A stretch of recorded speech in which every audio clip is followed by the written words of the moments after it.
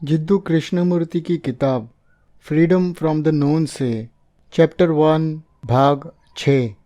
एक आदमी जो कहता है मैं बदलना चाहता हूँ, मुझे बताए कि कैसे मैं बदलूँ, बहुत सच्चा लगता है, बहुत गंभीर दिखता है, लेकिन असल में वो है नहीं। वो ढूंढ रहा है एक गुरु को, एक ऐसे अधिकारी को जो उसके अंदर बदलाव लाएगा। पर क्या कोई अधिकारी कभी आपके भीतर बदलाव ला सकता है? बाहर का बदलाव हमेशा विकार और टकराव पैदा करेगा। आप इस सच्चाई को एक सोच के तरह देख सकते हैं, लेकिन क्या आप वास्तव में इसे लागू कर सकते हैं ताकि आपका दिमाग अब किसी भी प्राधिकारी, पुस्तक, शिक्षक, पत्नी या पति, माता पिता, एक दोस्त या समाज का अधिकार पूरी तरह खारिज कर सके? क्योंकि हमने हमेशा एक आकार के अंदर कार्य किया है और वह आकार एक विचारधारा बन जाती है और फिर धीरे धीरे एक अधिकारी बन जाती है। लेकिन जिस वक्त आप वास्तव में यह प्रश्न मैं कैसे बदल सकता हूँ एक नया अधिकारी स्थापित करता है, तो आप हमेशा के लिए इस प्राधिकरण से मुक्त हो जाओगे। आइए हम इसे फिर से स्पष्ट रूप से समझें। मैं देखता हूँ कि मुझे अपने जड़ों से पूरी तरह से बदलना होगा। मैं अब किसी भी परंपरा पर निर्भर नहीं कर सकता, क्योंकि परंपरा ने मेरे अंदर व्यापक आलस्य, आज्ञाकारिता और स्वीकृति स्थापित की है। मैं किसी शिक्षक, किसी भी भगवान, किसी भी विशेष व्यक्ति या चीज़, किसी भी प्रणाली, किसी भी बाहरी दबाव या प्रभाव के बिना खुद को बदलने में और मदद करने के लिए सहायता नहीं ले सकता। फिर क्या होगा? सबसे पहले, क्या आप सभी अधिकारियों को अस्वीकार कर सकते हैं? यदि आप यह कर सकते हैं तो इसका मतलब कि आप अब डरते नहीं। फिर क्या होता है जब आप किसी झूठी बात को अस्वीकार करते हैं जिसे आप पीढ़ियों से अपने साथ लेकर घूम रहे हैं? जब आप किसी भी तरह का बोझ उतार के फेंक देते हो तो क्या होता है? आपके पास अधिक ऊर्जा होगी, एनर्जी होगी, आपके पास अधिक क्षमता, अधिक उत्साह, अधिक तीव्रता और जीवन शक्ति होगी।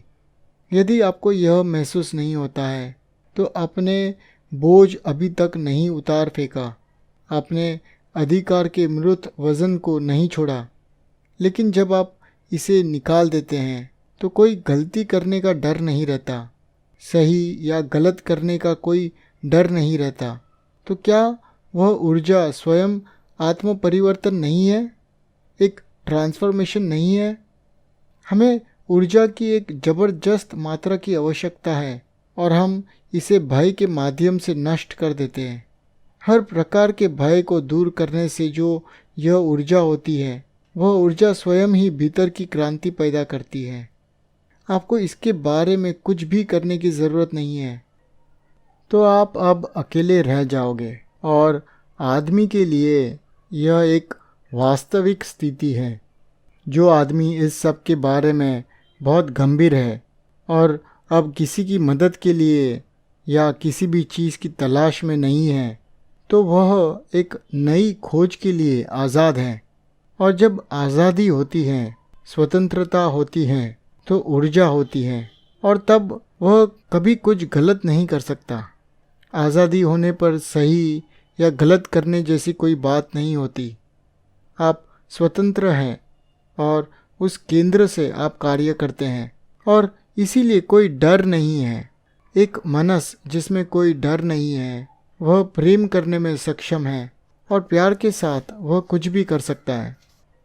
अब हमें अपने बारे में सीखना है, मेरे अनुसार नहीं या किसी विश्लेषक के अनुसार नहीं, क्योंकि अगर हम किसी और के अनुसार अपने बारे में सीखते हैं तो हम असल में उनके बारे में सीखते हैं, खुद के बारे में नहीं। हम जा रहे हैं वास्तव में हम जो है उसे सीखने। यह महसूस करने के बाद कि हम अपने स्वयं के मनस में एक क्रांति लाने में किसी बाहरी अधिकारी पर निर्भर नहीं कर सकते हैं, उसके बाद अपने स्वयं के भीतर की अधिकारी को भी अस्वीकार करने की अत्यधिक बड़ी कठिनाई है।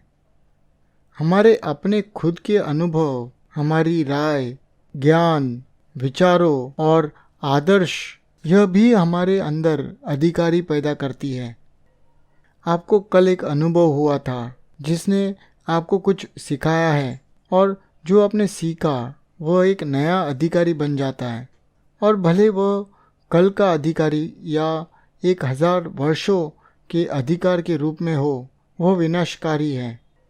अपने आप को समझने के लिए कल या 1000 साल के किसी भी अधिकारी की आवश्यकता नहीं है, क्योंकि हम जीवित चीज़ हैं, और एक जीवित चीज़ हमेशा चलती रहती है, बहती रहती है, कभी आराम नहीं करती।